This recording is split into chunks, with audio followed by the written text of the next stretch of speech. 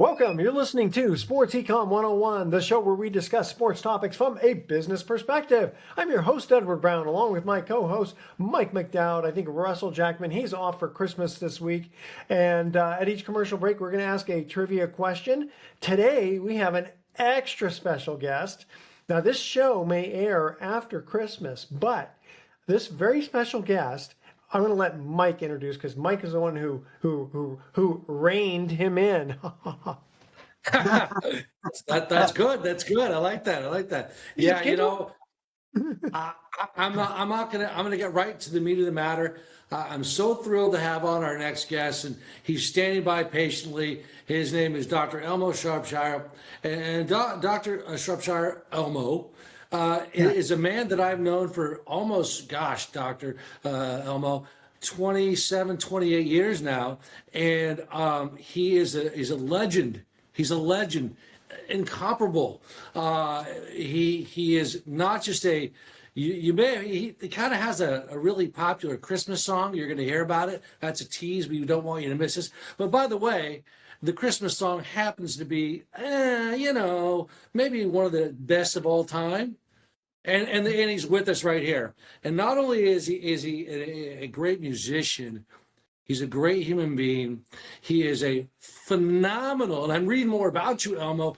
You're a phenomenal athlete, and I didn't realize your background in being an athlete comes from your family. We're going to talk about that as well, but just an all-around wonderful human being, lives in Nevada, California, and he's with us standing by live. Let's get right into the show. Let's take our break and come back to the one, the only Dr. Elmo.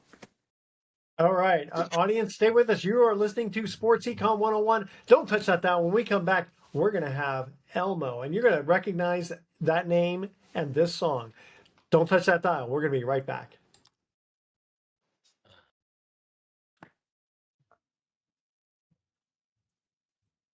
Welcome back to Sports Econ 101. I'm Edward Brown along with Mike McDowd. Mike, introduce our special Christmas guest. Gotta get right in it because he needs no introduction. He's a living legend. He's right on our screen. He is the one, the only, the truly incomparable Dr. Elmo Shropshire. And Elmo, as we alluded to, I've known you for almost 27 years now. Actually, that's probably a short amount of time in life, but I tell you, I'm thrilled. Edward is thrilled.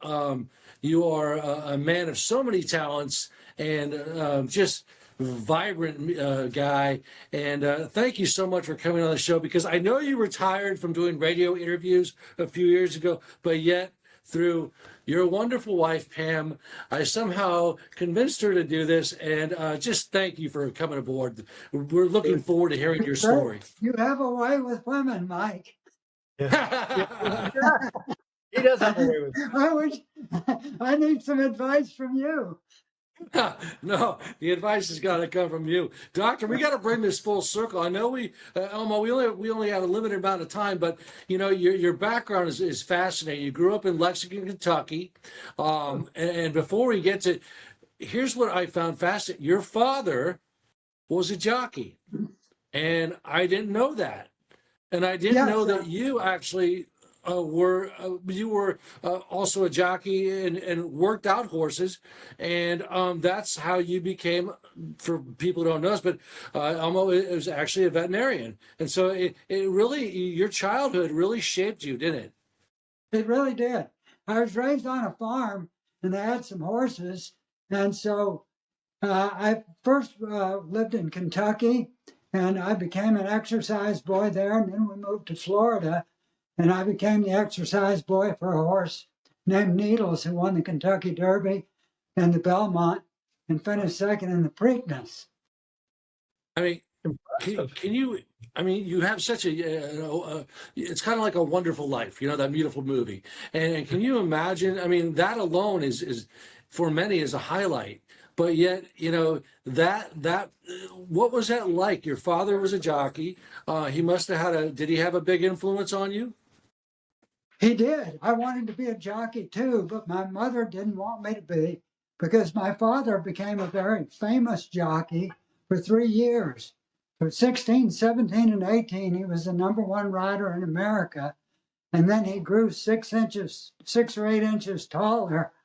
And that was the end of his riding career. So And one time when kids same, want to be shorter, you know? yeah, the same thing happened to me. When when I was 19, I was 5'2" and weighed 90 pounds, and then suddenly grew like 6 inches taller, and now weigh about 130 pounds, way too heavy. You know, it's funny. My license when I was 16 years old, I was 5'3", 103 pounds. So not, but at 19 though, that's yeah. I guess Steve Cawthon, I think he was 16 when when he was riding 1977. But go ahead. Okay, so but anyway, the thing is, okay, so Elmo's got this nice pedigree. I mean, not only is he a veterinarian, but he's got all this athleticism. But the funny thing is he's famous for something that has nothing to do with athletes. Well, and before we get to that part, just real briefly, what you don't know, Edward, is that Elmo is a world-class phenom. I am excited talking about it. He's a world-class runner. He's an athlete of athletes. I mean, he is, I believe you are the #1 ranked in your age in the entire planet as a runner. Elmo, talk a little bit about your running pedigree, because you picked this up in your 60s, and now you are a role model for men like myself and people worldwide, because you value the gift of health. And you're so, just thank you for doing that, because I want to be like you, Elmo. Thank you. I started running when I was close to 60 around Marin County, California. It's a spectacular place to run. And I was pretty much back of the pack runner until I got to be about 75. And when I got to be 75, I slowed down a little slower than a lot of the other runners. And that's when things started picking up for me to win a few races in my age division. And a couple of years ago, when I was 85, I had the best mile and 5K in the world for an 85-year-old. How fast was it? My mile was 8:20, and 5K was 27 minutes. Wow. I can do that on a bicycle. That's pretty good. On an e-bike. Yeah, go ahead. And Elmo, you won a world gold. You're a gold medalist. You won, I believe, you won the 4x400 relay, and so you Yeah, actually have a gold medal. yeah, that's my favorite medal. We won that in Brazil. Uh, I made the U.S. team, and we won the gold medal down in Brazil. What year was that? I think 2012, 13. Yeah, I was gonna say because Brazil wasn't that long ago. So they have like an age category of Yeah, it was an age Oh, category. wow. Hey, by the way, just something off the cuff here. You mentioned Lexington, Kentucky, and my wife's family is famous for settling Kentucky. Like in the Oh, 1700s with Daniel Boone and all. There's a whole fort named after her family. It's kind of cool, but it's closer to Louisville. But go ahead, Mike. Oh no, no. I mean, listen. I could spend hours talking to Elmo, but Elmo, Yeah. on top of that, and we got to transition. You're a musician. You're very gifted. In fact, I guess you're known to be a guitar snob in a way. So I know you play guitar, you play banjo, but you're a trained musician. You were also a practicing veterinarian, and you gave it all up to, I guess, pursue another dream. Is that fair? that's fair to say.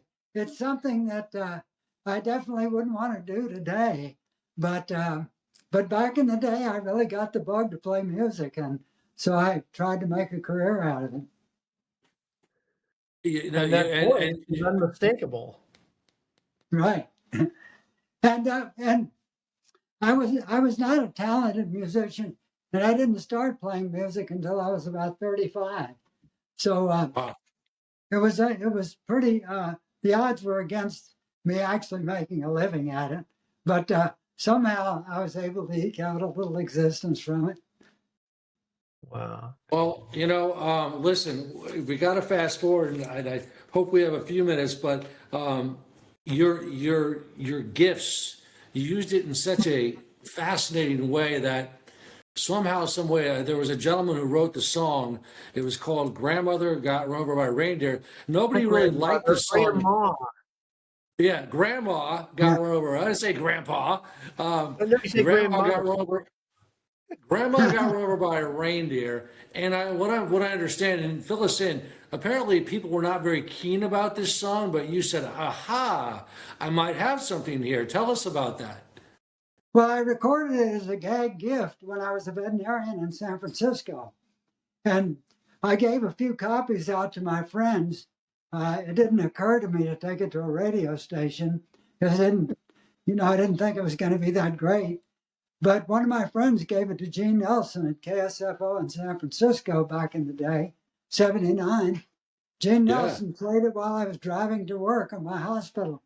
And he said, we played a song a little while ago, and a lot of people called in and said they hate it and never wanted to hear it again. And then he said, but if we get 50 requests, we'll play it again. That's So, that's funny. Well, I tell you yes, what, Elmo, stay with us just a second. We have to go to a quick break. When we come back, okay. you definitely have to sing it for us also. Um, okay, quick trivia question here, and Elmo, if you know the answer, don't say anything quite yet. We're going to let you answer when we get back. You have to do a little math on this one. What is the normal human body temperature in Celsius? We're all used to Fahrenheit, but and I still call it centigrade because I come from the old school. But what is the normal human body temperature in Celsius degrees? Okay. By the way, Mike, you look like you're wearing antlers, and it's only because of the way Elmo's on the screen. So I love that. All right. Audience, stay with us. You're listening to Sports Econ 101. Don't touch that dial. We are going to be right back.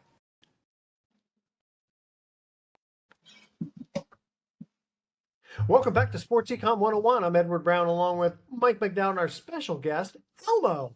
And first trivia question, what is the normal human body temperature in Celsius? All right, Dr. Elmo, you're a veterinarian. You should know this. he's a doctor. He's going to get it. Yeah, I don't know it, but I'll take a guess. 31. close, 37. You got to do the, times 9 divided by 5, add 32, all that kind of fun stuff. All right. You're telling us the story of coming up with Grandma Got Run Over by a Reindeer. Yes. Yeah. I recorded it just for the fun of it. At the time I was playing banjo in a bluegrass band, and so wouldn't have recorded anything like this. But I thought it was cute, and Yeah. I recorded it and made 500 vinyl copies and figured I'd have them all in my garage today. But a friend of mine who I gave it to took it to Gene Nelson in San Francisco. That was in 1979. He played it a few times. A lot of people didn't like it. A lot of people called in out of curiosity, said, we want to hear that song that everybody hates. And so he started getting a lot of requests for it because normally they wouldn't play it on their own, but if a lot of people requested it, they would play it. And so that was the first time it was played on radio, 1979. Elmo, would you consider yourself a true bluegrass musician? Pretty much, yeah. My early playing was all on the banjo, and of course you can't play anything else on the banjo except bluegrass. So I was, Love banjo. yeah. I've never heard anybody ask you this question, but two quick questions. So when you saw this song, did you come to this song from the perspective of your bluegrass training, or did you ever think about mixing it up, or how did you approach this particular song? Well, I didn't think I was that great of a singer, so I used to try and pick humorous songs and try and write a few humorous songs, because if you're singing a funny song, you don't have to sound like Elvis. You can just sound like me. And that's I tell you, my favorite part of the song is "Now the goose is on the table," because it's Right. perfectly not perfect, Yeah, well, I mean, and this song like took a life of its own. I mean, I guess first and foremost, let's let's get a little deep because this one song, "Grandma Got Run Over by a Reindeer," surely has changed your life. It doesn't define your life, but tell us what this song has done for you because you have met people that most of us will never meet. You've sang with people. You've played George Thorogood. I know that Peter Frampton. I know that Pat Benatar is an admirer of you. I mean, Elmo, talk about this song and what a gift it is to you in your life. Well, for about 15 years, no one thought it was going to stick. And so nothing was happening much. We were selling a few copies after I made the video. But after about 15 years, people started saying, we think this is going to be a classic. And so I started getting on a lot of Christmas concerts. And I could get on almost any Christmas concert, no matter whether it was a bunch of teenagers like with Hilary Duff and Avril Lavigne and people like that. At the Jingle Ball, I think maybe one of my biggest performances or one of the biggest audiences was in Sacramento at the Arco Arena. There were 14,000 teenage girls there. And plus, I guess one of my highlights, since we're talking about sports, I got to get Bill Romanowski to sing Grandma. You know, where I say Grandpa, where I say sing it, Grandpa, and Bill Romanowski was singing it with me, and he sang the Grandpa part, and he did it just like he did. He worked on the field too. It was like a freight train when he came in. That guy's a beast, isn't he? Woo! He's He was a beast. Yeah. He's a nice guy, but don't. I interviewed him one time in the locker room, and he intimidated the you know what out of me. And I gotta tell you, yeah, because and speaking of sports, you went to did you go to University of Florida and then Auburn to veterinarian school? Yeah, I did. Yes. So I'm still I'm kind of a weak kneed gator right now, and Auburn too. But no, I still watch it. I always come back to Florida, to the University of Florida, and go to a game every year. That's awesome. It's good to be a Florida Gator. It is. Even in a bad season, they still have a lot of energy. Can we impose on Elmo to actually sing it? Sing the song? Yeah, Elmo, Right. please do. Grandma got run over by a reindeer walking home from our house Christmas Eve. You can say there's no such thing as Santa, but as for me, and that wouldn't mind.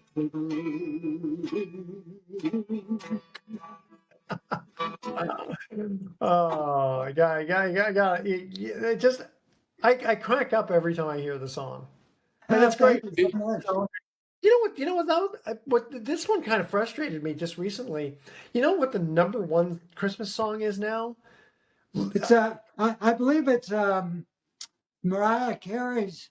No, that was, and then you know what beat it out was, last Christmas I gave you my heart. The very Yeah. next day, way. It's It's an like old song, but it's a great terrible song. Yeah. Well, Christmas. Yeah, right. I know. yeah, Elmo, Play it every night. you beat out White Christmas, man. You beat out White Christmas. Come on, that's about as big as it gets. And as far as I'm concerned, you're.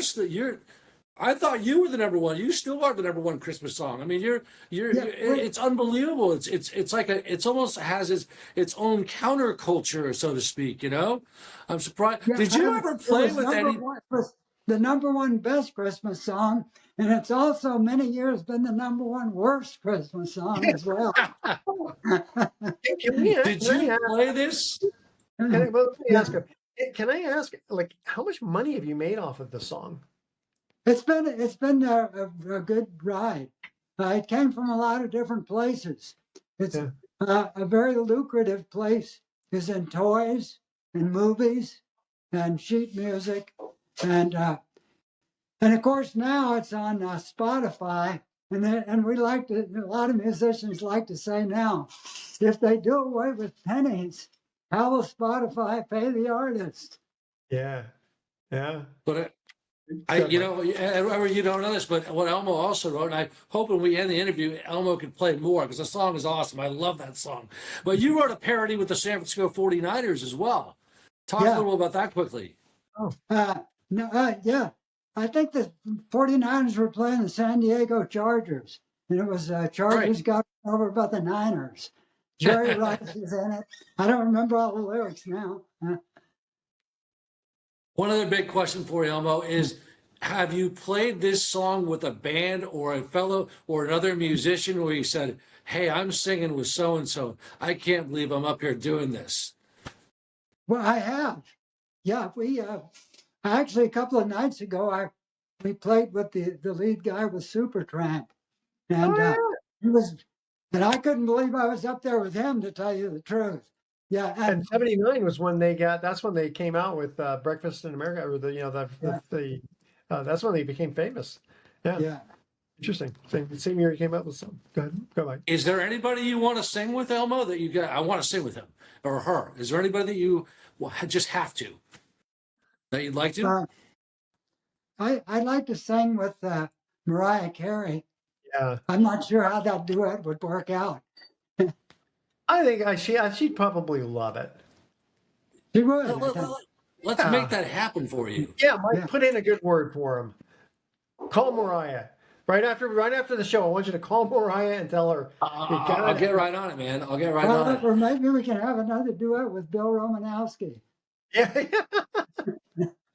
Love to. Hey, Elmo, I know time is limited, but I hope sometime when you're rested and you're away from the Christmas, we would love to have you back on to talk about your life, because it's more than a Christmas song. I mean, what you've done is remarkable. And again, so many, I also consider you really a hero, because you are a champion for so many great things. You help, you have special charities that you give to, but also you are a true role model for health. And I just think your athletic prowess is remarkable. So I guess the words I'll have to say is God bless you, because thank you. I mean, I really mean that. Thank you so much. I really appreciate it. And let's get together and do it some other time when we have more time. I'm into health too. I mean, people say I look good for a man at 86. I'm not 86, but I look good for a man at 86, right? You look good here. Not too bad, right? But my wife said if I didn't stay in shape when I turned 50, she was going to trade me in for two 25-year-olds. So I had to. All right, we had about 30 seconds before we have to go to our break. Go ahead, Mike. Okay, Elmo, listen, I was going to ask you another question, but I want to just say something to you, since I know time is limited with you. I just want to say thank you. Thank you for being my friend. Thank you for being our friend. And thank you for just being a kind person. You were always so good to me when I interviewed you, and you're great to us right now. I want to say you're a brother. God bless you, and I love you, and I really mean that. Thank you so much, guys. It's really been a pleasure. And I hope you guys have a wonderful holiday season. Absolutely. And thank you, Pam. So you've got my contact information. You ever come down to Santa Fe, or want me to come up to Novato? We'll make that. All right. Absolutely. Thank you, Elmo. Thank you, Pam. And could you take us out to break here, if you don't mind, with your song? Grandma got run over by a reindeer walking home from our house Christmas Eve. You can say there's no such thing as Santa, but as for me and Grandpa, all right. Excellent. And that was Elmo. All right. Audience, stay with us. You're listening to Sports Econ 101. Don't touch the dial. We're going to be right back.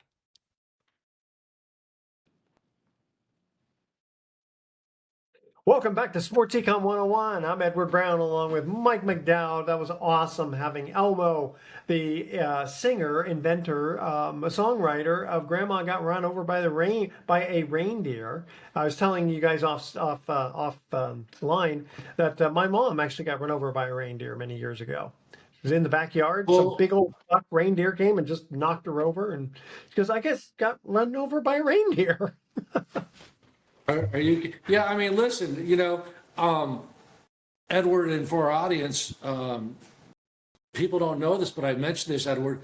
Dr. Elmo really is so beloved around the country and the world that he's done thousands and thousands of interviews, and he's actually retired from doing radio interviews, but I guess through our friendship, he agreed to do this interview. He's only doing 2 the entire Christmas season.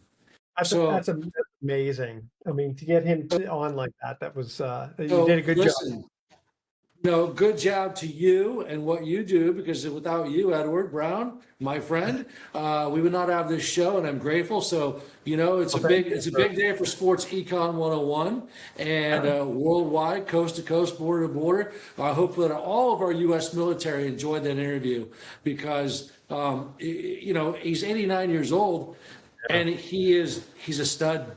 He's a stud. I know all I that mean, running and yeah, really, really healthy. Hey, by the way, I didn't get a chance. I'm going to ask a trivia question. We'll get into it later on because I always have these trivia questions here.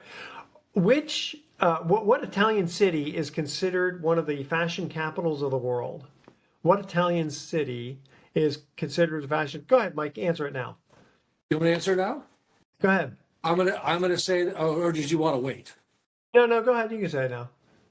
I'm going to take a logical guess, because Yeah. I don't know that much about fashion. A little bit. My beautiful significant other Katie does. I want to say it's Milan. It is very good. Voilà. You're an Voilà. a fashion aficionado. Okay, so let's get into a little bit of sports. How Um, do we after that? I Come know, on. well, I know it's hard. I'm still singing the song in my head here. So the football's getting pretty darn exciting. I mean, I couldn't believe those games that we were watching. With the Bears and the Packers and the Rams and kind of got to feel sorry for them a little bit. That 2-point conversion. I mean, holy smokes, it's been exciting these last few weeks. Oh yeah. I mean, I turned on the Bears Packers game, and I had to do some work. I didn't get to watch much of it, but next thing I know, the Bears were down, and whoop! Oh wow! Final score. Whoa! Bears beat the Packers for the second time this season. Um, those Los Angeles Lambs. I call them the Rams. Yeah, whatever. The Rams. The Rams. Matthew Stafford is tearing up. He is probably the number 1 quarterback in the NFL right now. Not probably, he is statistically, and he's done a dynamite job. Yeah, but Kudos is to the your Rams. Trevor Lawrence. Who what? Your Trevor Lawrence. Trevor Jacksonville. Lawrence. Jacksonville's 11-4 now. The 49ers are 11-4. We'll talk about them in a second. But Trevor Lawrence there's still there's a lot of excitement in Jacksonville right now, because this is a one-horse town. Without this football team, this town's got nothing. But kudos to them. I mean, their defense is what is really. It's through their defense that they will win championships. Their secondary is outstanding. Trevor Lawrence, there's still a lot of there's some suspicion about him still, because if you'll notice, he'll throw the ball, primarily will hit the shoulders a lot in the back. So a lot of players have to turn around. So he can throw a really good short route, screens, etc. You don't see too many long balls, but listen, kudos to the Jacksonville Jaguars. And then furthermore, making that transition, a team that has been plagued by injuries. But, if you look at the West, I'm going to say the 49ers by the way. are extraordinary. Of course, Seattle, and then the Rams. I mean, it's one of the best divisions in all of football, but the 49ers somehow, some way, Making it in the Brock playoffs. Purdy back, 5 touchdowns last night against, by the way, I hate that word, but I used it again. Let's hear it for Phillip Rivers. That guy's a stud. I'm sorry. That is such a great story. There was a part of me that was rooting for him, even though I'm, a 49er fan. I totally agree. I totally agree. There was a part that was going, come on, man. He always looks like he's got a shoulder problem, though. What we should be doing is celebrating. We should be celebrating the Marin 101ers, who now have made it to my fantasy Super Bowl. Thanks to the pick six. I had the Niners defense, and I was only up by 4 points, and my opponent has Jonathan Taylor. So if they got Jonathan Taylor and he'd gotten a touchdown, I would have lost and been out of the playoffs.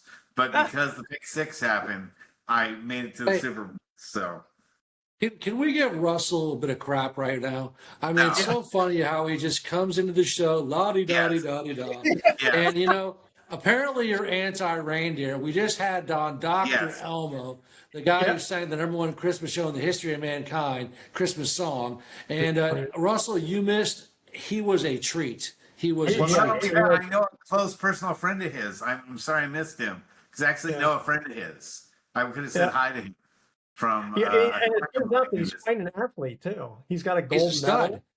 Yeah. Yeah, no, Yes. I knew someone that grew He's up the with number. him. So. Oh, okay. Yeah, he's the #1 ranked runner for his age in the entire world, Russell, and he's really a role model for us who are getting older in life. We all want to be like him and be healthy because, I mean, I know I do. I literally, when I said I want to be like you, I said, I'm not kidding you. I want to be like you. I want to run. I'd rather just write a #1 song and make millions of dollars off of it. My health, I can hire a personal trainer.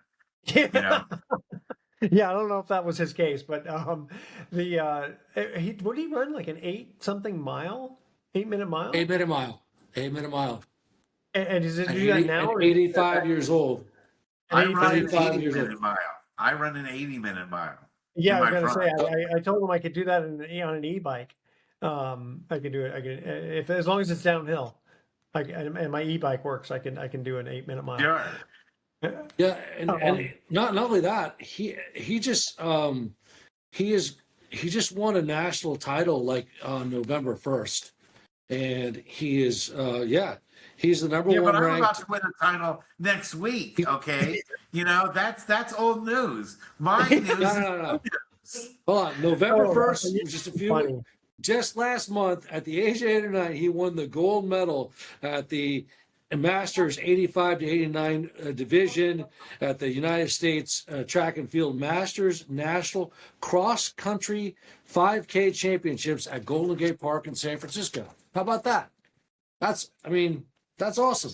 How about the I mean, fact that I've won 9 games in a row in my fantasy league, and I'm facing the #1 overall team. He scored 134, and I scored 142. So we're right neck and neck with each other in points scored, and it's going to be a huge battle that everyone is going to want to pay attention to. But you know what, Can though? I lost a lot of money on you because you told me anything you do. I'm leaving the show. I'm dropping the mic. I've heard it all.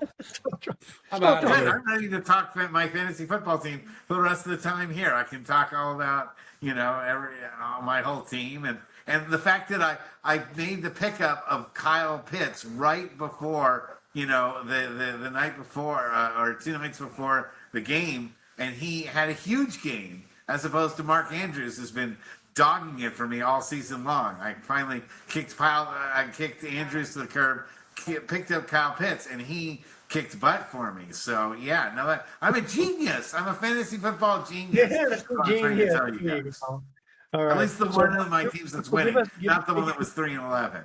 Okay, except for your specific fantasy team, give us your famous insights on how you're seeing football in general. Forget fantasy team for a minute. I want to see the Niners win the whole thing. I think they Of course, can I win know the you division. want, but they still have some of the injuries. I mean, they're doing great. They're doing really well with the injury plagued team that they have. A lot of these young guys have stepped up and all that. I've never What about- seen a team with this bad of a pass rush go this far and Yeah, that's true. and win. And they're about to double the win number they had from last season.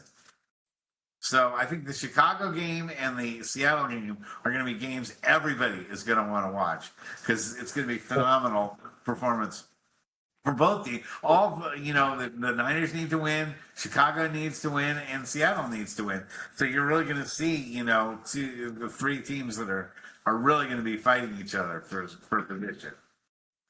Excuse me, gentlemen, before we say the word fighting, we want to recognize that on December 24th, the California Golden Bears are playing Hawaii in the Hawaii Bowl. I just had to tell you that. And then, of course, the Rate Bowl between New Mexico and Minnesota. I just thought I'd tell you that too. Okay, great, super. Nobody I cares. am so glad about the tournament system making these bowls totally irrelevant. And I don't, and unless you went to the schools, no, then that's the only ratings they're going to get are from the people, are from inveterate gamblers and people who, went to the schools themselves. Otherwise, you don't Especially have to care we about have these all bowls of these anymore. guys who are not going to even play because they don't want to get hurt before the draft. So it really that started what, about 10 years ago? Yeah. Um, And yeah, it's totally screwing up the bowl system. I mean, let's face it, the bowl you got the system screwed college. itself over by letting in teams that are like 6-7 Yeah. and 5-8. There's no point in the bowl system anymore. If it were gone completely, I wouldn't miss it at all. And in fact, what I really hated was every year in the past when one team would win a bowl game and they'd say, well, since I beat this team and this team beat that team and that team beat the number one team, we should be the number one team. And that argument would go all off season long until the next season would start again. I like the fact that there's I like the tournament one because again you have to play head to head in order to really figure out who's number one. well, there's Well, some teams in the tournament that shouldn't have been in there, but otherwise, I think it's a great idea. Go ahead, Mike. by the way, did we? I don't think we really mentioned much about it, but we got like 10 seconds last show. But Francisco Mendoza, the Heisman Trophy winner, he's got him and Indiana and Ohio State are still the two top teams. And then Alabama, of course, beat won. So the college playoffs are really going to be very interesting and a lot of fun. But to Russell's point, unfortunately, so as these playoffs continue to evolve, what's the value of the bowl game is almost No, Good. it doesn't really mean anything. Good. Shoot. Oh, Indiana. It's like, when have they ever had a good team? they have. Never. Never. They Okay. Hey, did, they guys, did, but it was the basketball team. basketball was always done. Yeah. Okay. Here's our last trivia question. What style of jeans became popular in the 1970s with wide flared legs? Oh, come on. That's We our know trivia that one. one. Yeah. Well, you missed Have you the never other. seen the Brady Bunch? Yeah, exactly. Yeah. If you saw the Brady Bunch, you'd know. All right, audience, stay with us. You're listening to Yeah. Sports 101. Don't touch that dial. We have I'll tell you my quick little joke when we get back. Don't touch that dial. We're going to be right back.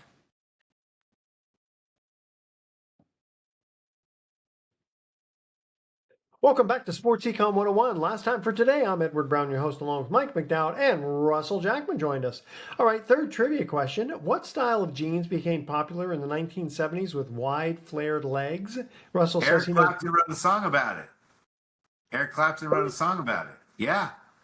Bill Bottom Blues. You never Wow. heard that Hey, song? Russell, my friend, keep your day job, brother. Keep your day job. Yes. No, you know Yeah. But I what? love it when you sing. Wait, hold on. People love to hear Russell sing tenor, 10 or 15 miles from wherever they are. Miles away. 10 or 20 miles away. Or they Yeah, want that's me to sing solo so they can't hear me. Yeah, exactly. Okay, we don't, all right, well, maybe we'll have time. We do have time for our quick silly joke of the week. Okay, so a Sunday school teacher was discussing the 10 commandments with her 5 and 6-year-olds. After explaining the commandment to honor thy father and mother, she asked, is there a commandment that teaches us how to treat our brothers and sisters? Without missing a beat, one little boy, the oldest in the family, said, thou shalt not kill. Yes, Michael.